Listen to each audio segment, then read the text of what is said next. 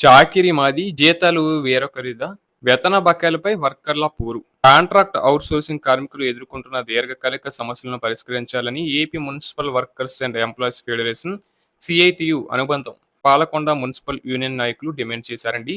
Municipal federation జిల్లా వ్యాప్త పిలుపులో భాగంగా పాలకొండ మున్సిపల్ కార్యాలయం ఎదుట మధ్యాహ్నం మస్తరు సమయంలో కార్మికులు ధర్నా నిర్వహించారు. అనంతరం కార్యాలయంలో వినతి పత్రాన్ని అందించారు. ఈ సందర్భంగా సిఐటియు జిల్లా అధ్యక్షులు రమణారావు, మున్సిపల్ ఫెడరేషన్ కార్యదర్శి సిహెచ్ సంజీవి మాట్లాడుతూ, రాష్ట్రంలో మున్సిపల్ కాంట్రాక్ట్ కార్మికులు ఎదుర్కొంటున్న ప్రధాన సమస్యలు 60 సంవత్సరాలకు రిటైర్డ్ అయిన కుటుంబాలకు ఉద్యోగాలు ఇవ్వాలని, చనిపోయిన కార్మికుని కుటుంబాలకు ఉద్యోగాలు ఇవ్వాలని, 62 ఏళ్లకు రిటైర్మెంట్ వయసు పెంచాలని, అలాగే చనిపోయిన కుటుంబాలకు నష్టపరిహారం ఇవ్వాలని కోరారు.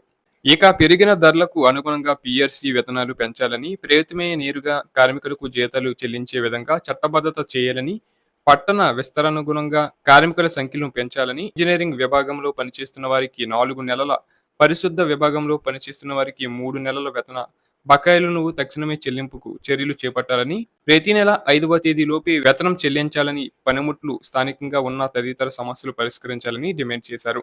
ఈ కార్యక్రమంలో చింతల్ రఘు, కార్తిక్ భాస్కర్రావు, పి ఆంజనేయులు తదితరులు పాల్గొన్నారు.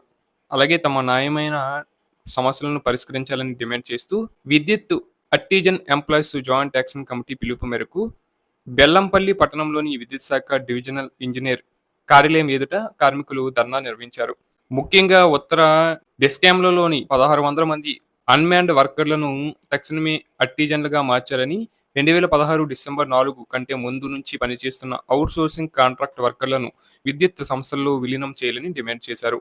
అలాగే విద్యుత్ సంస్థల్లోని బిల్ కలెక్టర్లు ట్రాన్స్ఫార్మర్ రిపేర్ చేసి పీసెట్ వర్కర్లకు జీవో 11 ప్రకారం కనీస వేతనాలు చెల్లించాలని, 2026 పీఆర్సీని తక్షణమే అమలు చేయాలని ప్రభుత్వాన్ని కోరారు.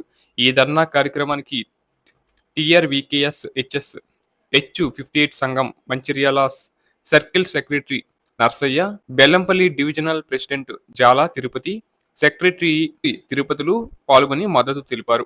విద్యుత్ కార్మికుల సమస్యలపై సీఎం జోక్యం చేసుకోవాలని వారు డిమాండ్ చేశారు.